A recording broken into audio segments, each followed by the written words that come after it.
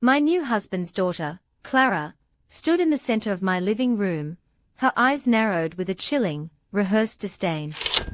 She rested a manicured hand on her hip, and, ignoring the warmth of the evening, looked straight through me. "You're just a guest in this house, Sarah," she sneered, her voice cutting through the laughter like a blade. "Don't pretend you're actually part of this family." The air left the room instantly. My sister, who had been pouring wine, froze. My teenage niece looked down at her plate, her face turning crimson. I felt the familiar weight of the atmosphere, that heavy, suffocating expectation that I would apologize, that I would smooth things over, that I would choose peace at the cost of my own dignity. I turned to my husband, Arthur, the man I'd married believing we were starting a sanctuary together. I looked for support, for a flicker of defense. Instead, he met my eyes with a flat, cold indifference. "Clara is just being honest, Sarah," he said, his voice maddeningly calm, as if he were discussing the weather.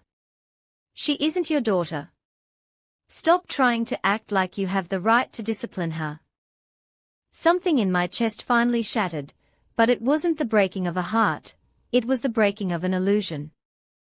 For a while, I truly believed I had been blessed with a second chance. Arthur was 68, a soft-spoken man, who carried his grief with a quiet elegance that mirrored my own. We met at a volunteer library event, both of us widows who understood the ache of an empty house. He was attentive, bringing me books I'd mentioned months prior, and holding my hand, during church services, with a gentleness that felt like salvation. When he asked to move into my home, I felt it was only natural. My place was larger, paid off, and held the warmth I had been craving since my first husband passed. He played the role of the devoted partner flawlessly. But the rot started in the margins. It began with suggestions disguised as concern. "Maybe you should move your late husband's chair," he'd say, "it makes the room feel so cluttered." Then came Clara. She was 22, all sharp angles and expensive, impulsive habits. She never called me Mom, not even Sarah, just Linda, or nothing at all, her tone dripping with a condescending pity. I constantly told myself to be patient, to be the bigger person. I thought that if I just loved them hard enough, their edges would soften. I was so wrong. I was simply building the stage for my own downfall. The escalation was swift and ruthless. Clara began treating my credit cards like an infinite resource, charging designer clothes and lifestyle upgrades to my accounts without a hint of apology. When I finally dared to push back, Arthur didn't just refuse to help, he made me feel like the villain. "She's grieving," he'd sigh, his voice heavy with performative exhaustion. "You're being so cold, Sarah. Why are you so attached to material things?" The true horror, however, revealed itself by accident. While cleaning out the antique desk Arthur had insisted on moving into my study, I knocked over a hidden compartment. Out slid a slim, weathered ledger, not mine, but one Arthur had kept for years. My hands trembled as I opened it. It wasn't just a list of debts, it was a roadmap of desperation.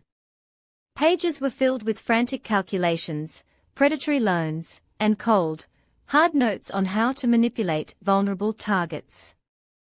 Then, I found the final note, addressed to no one, written in his own hand: "The house is the key. Once it's legally bridged into the estate, we finally breathe." The blood drained from my face. He hadn't sought a life partner, he had scouted a financial lifeline. Every kiss, every gentle word, and every suggestion had been a meticulously choreographed performance. I wasn't his wife, I was his exit strategy. I didn't sleep that night. Instead, I sat in the silver glow of my laptop, watching the numbers on the screen align with the cold clarity of a woman who had finally stopped making excuses. By 4 a.m., The emergency credit cards I had issued Clara were deactivated. By 5 a.m., I had revoked the digital access to my home's security system and called my attorney, Thomas, who stayed on the line as we finalized the formal separation papers.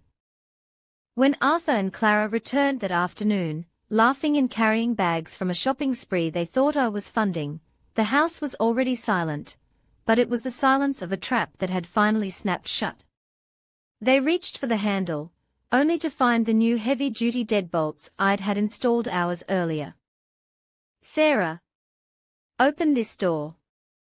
What is this nonsense?" Arthur's voice boomed, but for the first time, it didn't make me flinch. I opened the window just enough to look down at them. "The bank accounts are closed, Arthur. The car lease is in my name, and the repo man is 3 blocks away." His face transformed from confusion to a primal, ugly rage. The mask was finally gone. Behind him, Clara was screaming about her rights, but I simply held up the ledger I'd found.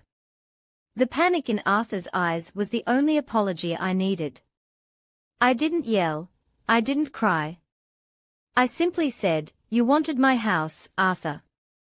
Now, get off my lawn."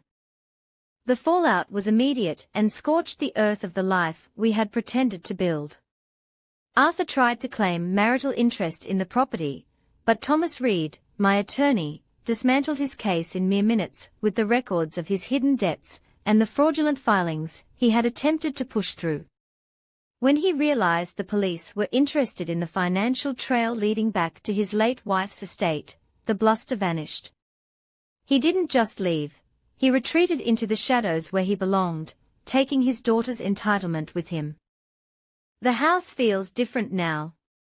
It is quiet, but it is a steady, reclaimed quiet, not the suffocating silence of walking on eggshells. I have spent these past months scrubbing the memory of their presence from every room. I didn't find joy in their ruin. I found something far more durable, the return of myself. To the Justice Valley community listening, take this from me: never allow your kindness to be mistaken for a lack of backbone.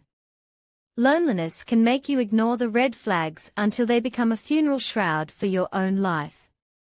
I learned that late, but I learned it well. You are not a bridge for others to walk over to reach their own comfort. Guard your peace, defend your truth, and never apologize for protecting your own life.